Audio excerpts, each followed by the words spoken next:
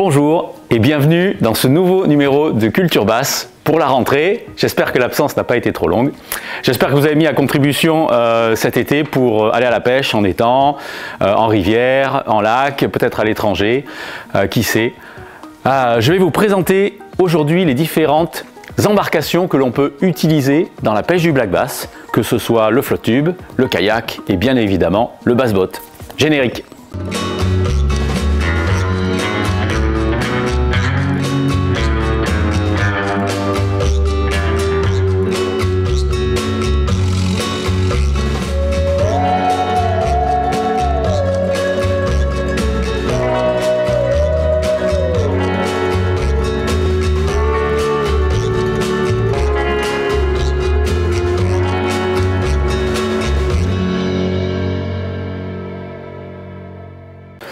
Alors, je sais bien que la majorité d'entre vous pêche le black bass depuis le bord. Moi aussi, personnellement, le plus de sorties de l'année que je fais, c'est du bord. Mais effectivement, la pêche du black bass du bord se résume très souvent en France à la pêche en petit étang. Et bien souvent, notre mobilité est quand même assez réduite et assez localisée et focalisée sur des petits étangs. L'avantage de tout ça, c'est qu'on peut facilement cibler des poissons, ils sont relativement proches de nous, on peut les attraper très facilement. L'autre problème, c'est que ces poissons s'éduquent très vite. Et à un moment donné, le besoin quand même se fait sentir de prendre un petit peu le large. Pour cela, nous disposons de, on va dire, 3 embarcations différentes. Je vais parler de la première parce que c'est la plus populaire et de très loin la plus vendue, c'est le flotte tube. Le flotte tube est largement l'outil le plus utilisé car évidemment il possède un nombre incroyable d'avantages que je vais vous citer maintenant. Le premier avantage est probablement le plus décisif pour nombre d'entre nous, c'est la possibilité de le ranger dans un espace restreint. Si vous habitez en appart, si vous avez une petite voiture, si effectivement vous avez besoin de, vous ne pouvez pas stocker une embarcation plus massive, le flotte tube est très pratique pour ça. On le gonfle, on le dégonfle. Certains le gardent chez eux gonflé, mais très souvent on le replie et on le met dans un sac, dans une voiture. Ça tient très bien dans le coffre d'une voiture. Si on veut aller pêcher à 2 ou 3 copains, on peut embarquer 2-3 flotte tubes facilement dans un coffre de voiture. C'est vraiment l'outil le plus compact que l'on ait à notre disposition. Le second avantage, c'est qu'il est très facile à mettre à l'eau. En France, malheureusement, on n'a pas de mise à l'eau partout. Et bien souvent, on va utiliser le flotte tube justement dans les endroits où il n'y a pas de mise à l'eau. Qui dit mise à l'eau dit pression de pêche par des gars en bateau. Si vous n'avez pas de mise à l'eau, alors effectivement, aller pouvoir mettre un flotte tube vous donne un sacré avantage. Ça va permettre de passer outre tous les pêcheurs du bord et aller attaquer les poissons les plus inaccessibles. Et ça va vous permettre quand même de pêcher relativement confortablement sans être en bateau. Le troisième avantage ne saute pas forcément aux yeux tout de suite, mais on s'en rend compte un petit peu après à l'usage. Avec un flotte tube, il faut bien comprendre qu'on approche les poissons au plus près et c'est peut-être la manière de pêcher la plus furtive. C'est-à-dire qu'on ne va pas faire de bruit avec les hélices, avec les rames, on va avoir juste des palmes qu'on va pouvoir actionner mais de manière très lente. En réalité, le flotte tube c'est vraiment un outil, il faut bien le prendre comme ça. Lorsque l'on a des poissons vraiment très méfiants, aller les attaquer en flotte tube, c'est très souvent la bonne solution. Le quatrième avantage, quand on a un petit peu dompté la bête, c'est-à-dire le flotte tube, c'est sa manœuvrabilité. En flotte tube, on peut réellement se positionner où on veut. On a très peu de prise au vent, d'autant qu'une partie de notre corps est immergée et agit un petit peu comme une encre flottante. On est vraiment scotché sur l'eau. On peut vraiment se décaler pour attaquer une branche d'un côté, l'attaquer de l'autre, se repositionner devant, derrière, on est vraiment complètement manœuvrable et ça c'est encore un outil, ça c'est encore une caractéristique qui va nous permettre d'être très efficace. Cinquième et dernier avantage, son prix. Aujourd'hui, à moins de 100 €, on a un flotte tube tout à fait valable. Alors même si on peut aller jusqu'à 1000 € dans les plus high-tech, des flotte tubes vraiment conçus pour rester debout sur l'eau, ça c'est quand même incroyable. Aujourd'hui on conçoit des flotte tubes en drop stitch, là, une matière qui permet de gonfler et d'avoir un flotte tube aussi dur qu'un bateau. On va se mettre dessus, on va l'équiper avec des moteurs, mais toujours on sera en dessous du prix d'un bateau, toujours. Alors après vous avoir listé tous ces avantages de la pêche en flotte tube, Je vais vous expliquer les inconvénients. Celui que moi je lui reproche le plus, on va dire, c'est véritablement son faible rayon d'action. Lorsque l'on se met à l'eau à un endroit, on est un petit peu condamné à pêcher cet endroit. Si on a besoin d'aller ailleurs, bien souvent, on ressort de l'eau, on le dégonfle, on prend la voiture, on va de l'autre côté et on remet à l'eau de l'autre côté. On n'est pas très mobile. Alors effectivement, on a aujourd'hui conçu des flotte tubes qui ont des supports moteurs. Avec le moteur électrique, ça permet bien souvent d'augmenter son rayon d'action. Mais attention, ce flotte tube, on a toujours une capacité de stockage qui est faible et donc on va devoir mettre une petite batterie. Attention à ne pas partir trop loin et ne pas pouvoir revenir. Le flotte tube à moteur, c'est génial, mais il faut aussi concevoir le moteur comme une aide pour pouvoir rentrer plus facilement une fois qu'on a été très loin. Si le vent se lève, s'il y a beaucoup d'herbiers, si on commence à avoir des crampes, le flotte tube avec un moteur, on va dire que c'est vraiment une assurance de pouvoir rentrer. J'en ai parlé lors du premier inconvénient, la petite capacité de stockage pour la batterie, pour le moteur, mais c'est aussi une petite capacité de stockage pour le matériel. En vrai, on va pouvoir utiliser des supports de canne de chaque côté et partir avec 12 cannes. En réalité, si on veut pêcher efficacement, avec 3 cannes, on n'est pas trop mal. Pareil au niveau du matériel, on va avoir 2 grandes poches de chaque côté et même si on peut aller mettre un bacan derrière, la capacité de stockage va devoir faire que l'on s'adapte et que l'on choisisse véritablement la façon dont on veut pêcher. On ne va pas partir avec tous ces leurres et toutes ces cannes, évidemment. On va faire un choix. Et ça, au départ, c'est quelque chose de très difficile à mettre en œuvre pour un pêcheur qui aime avoir beaucoup de matériel.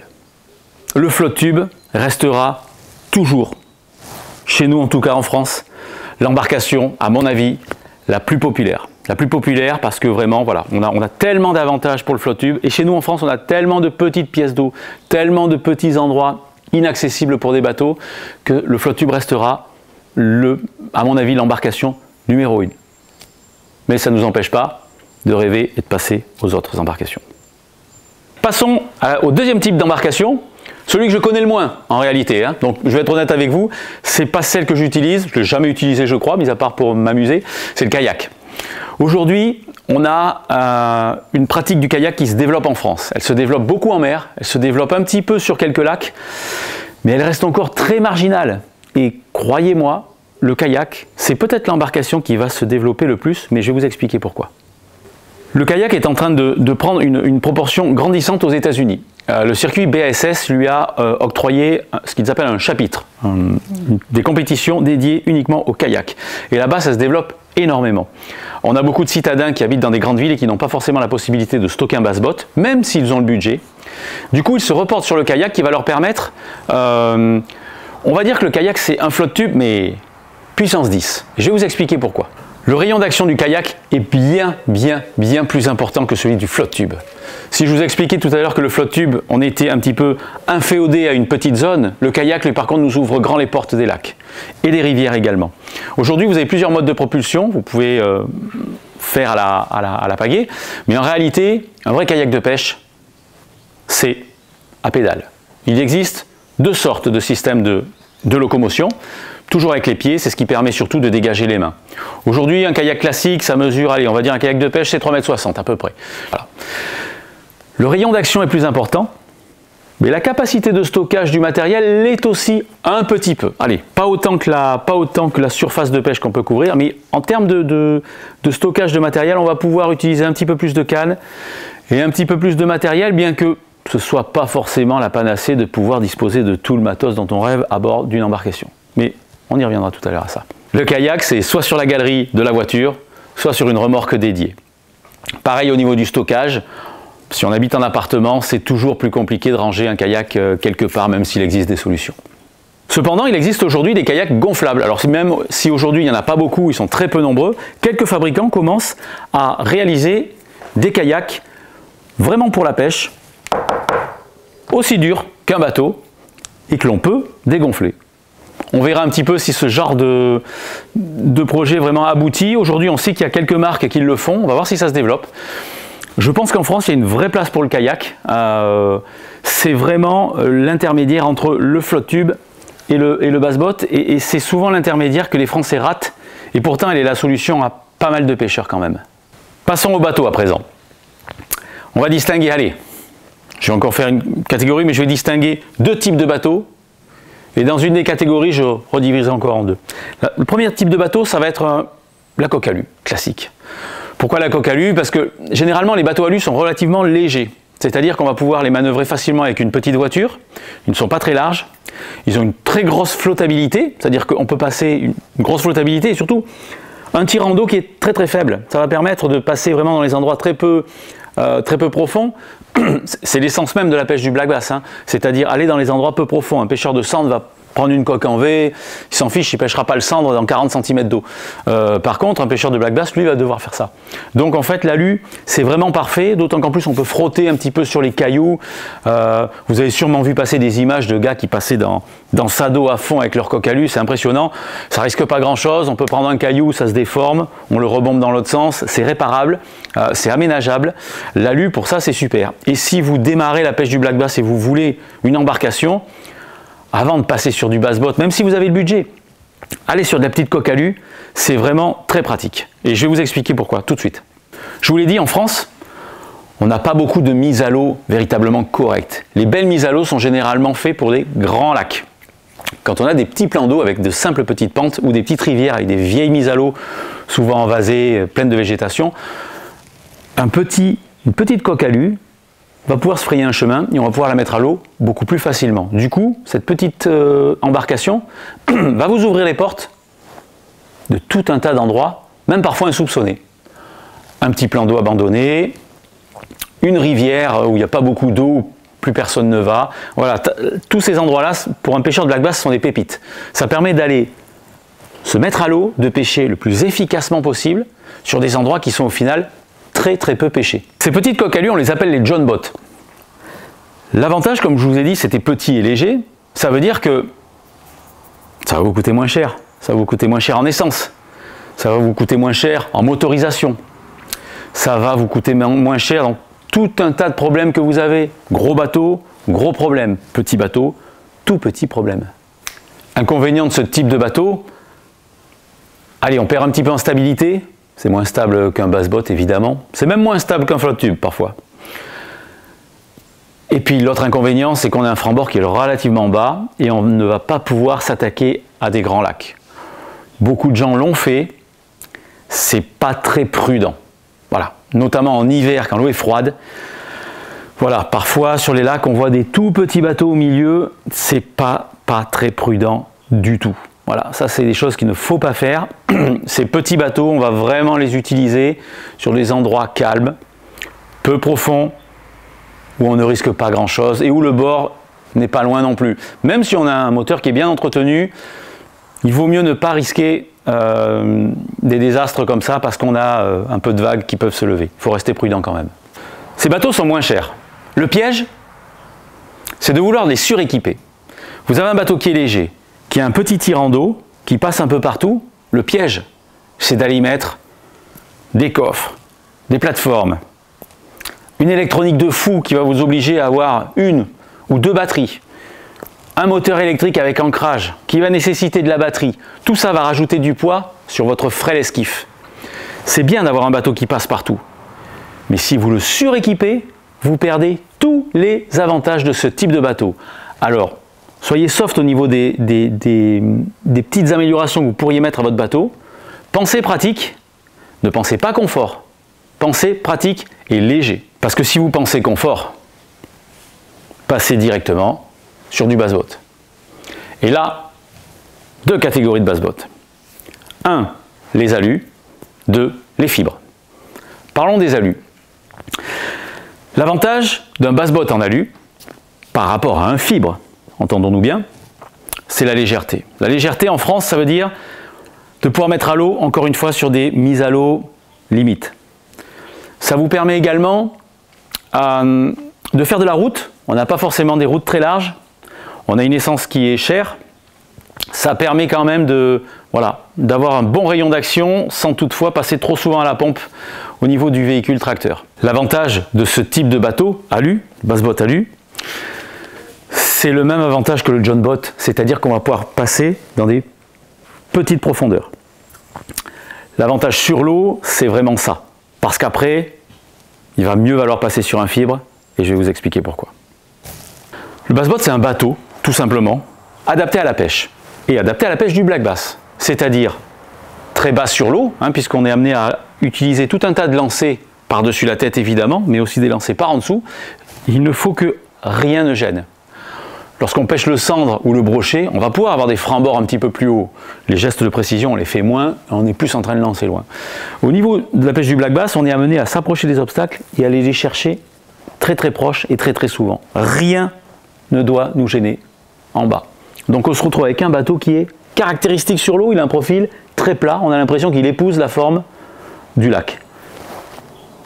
Donc pour pouvoir pêcher sur ces bateaux, deux plateformes ont été aménagées, une à l'avant, une à l'arrière. Le poste de pilotage se situe grosso modo dans la deuxième partie un peu arrière, très légèrement.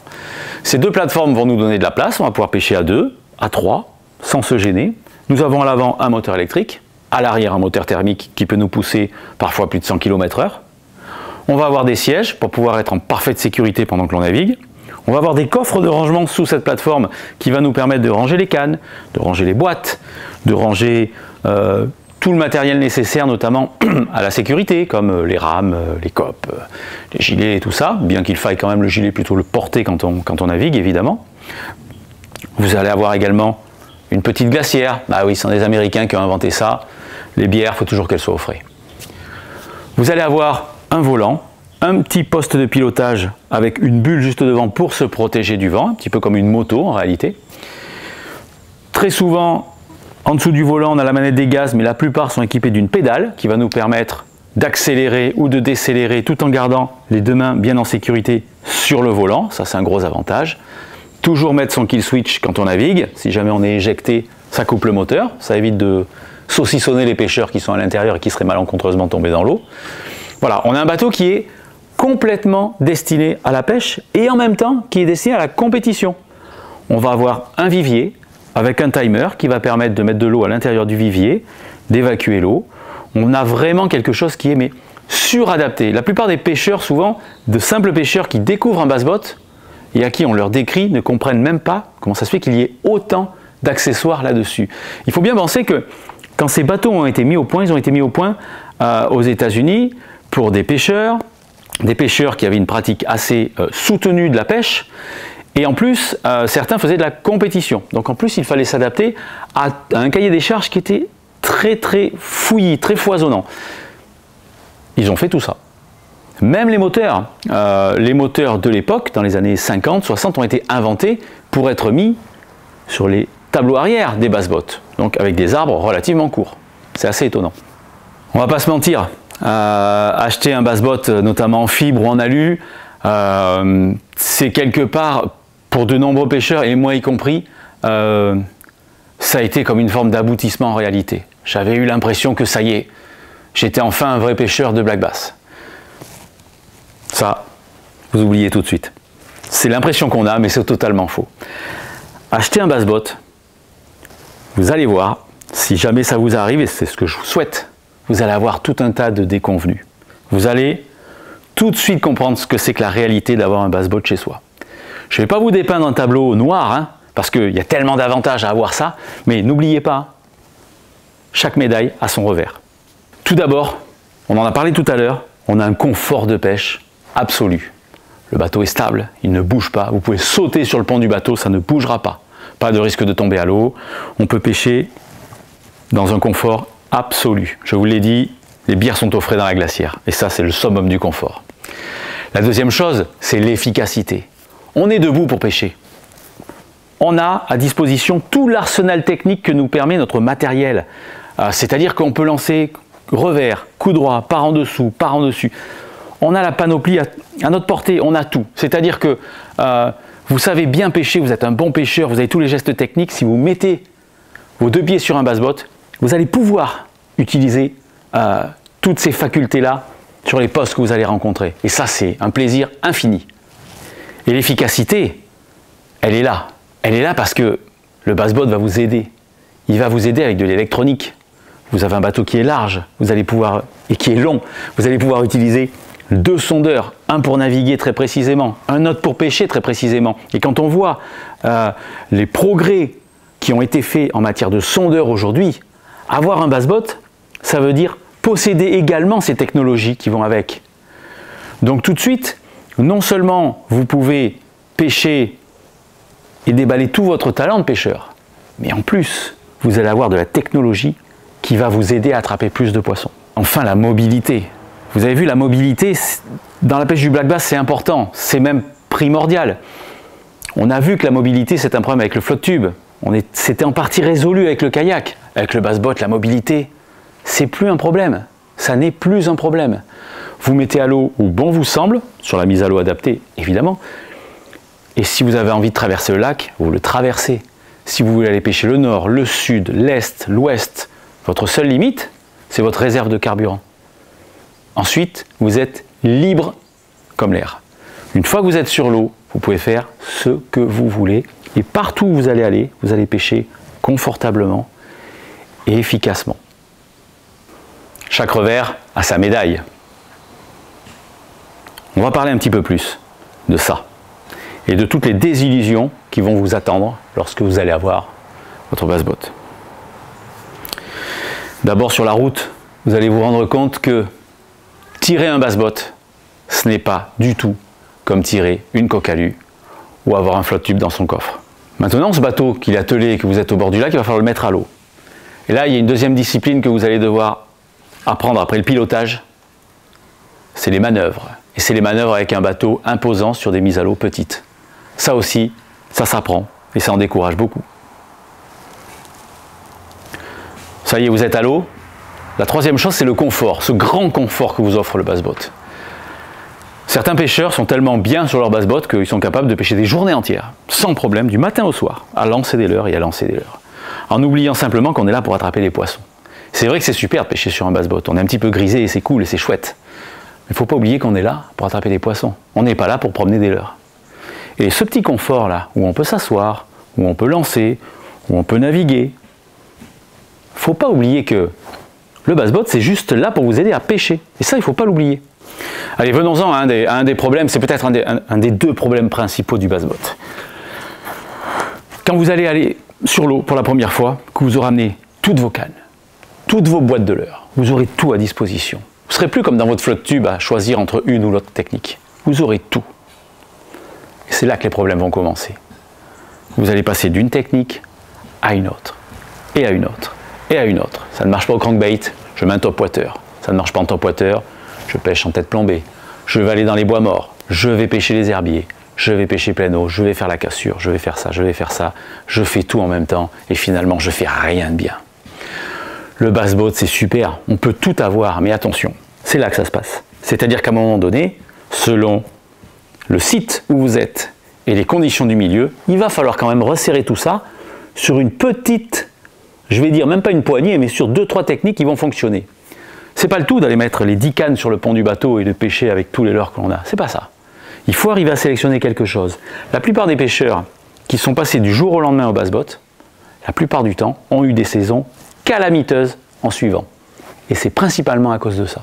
Et enfin, le dernier point qui va avec, c'est que autant on peut s'éparpiller de manière technique, mais on peut aussi s'éparpiller de manière géographique. On est au nord du lac, ça ne mord pas, on file au sud. Ah, au bout de lancer, ça ne mord toujours pas. Ah, j'ai un herbier qui est là-bas, sur mon point GPS, j'y vais. Je pars là-bas, je pars là-bas, je pars là-bas. Et en fait, on se disperse totalement. On ne sait plus pêcher, on fait n'importe quoi. On prend 10 techniques, on divise ça sur 10 spots différents, et au final, on ne fait que naviguer et promener des leurres. Et on a juste oublié quelque chose, on a juste oublié encore de pêcher.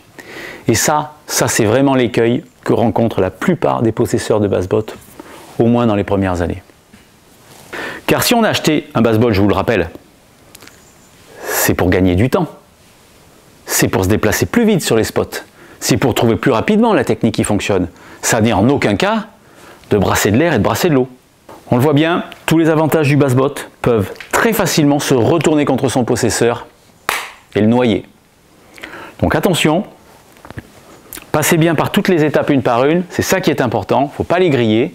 Après, ne vous privez pas du plaisir d'un bass-boat parce que honnêtement, c'est super. J'ai passé sous silence le principal inconvénient du bass-boat, mais ça tout le monde le sait, c'est son prix. Aujourd'hui, les prix s'envolent énormément, l'essence est de plus en plus chère. Voilà, avoir un bass-boat chez soi, c'est un sacrifice. Et puis, il faut savoir aussi comment l'utiliser. Et puis, il faut se restreindre un petit peu à aller pêcher quand ça mord, sur les bonnes zones, sur les bons endroits. Et là, on prend du plaisir. Si effectivement on commence à faire n'importe quoi, tout de suite, on se perd. Et ça, vous l'avez rapidement compris. Allez, on va résumer tout ça rapidement. Flotte-tube pour les petits endroits un petit peu inaccessibles.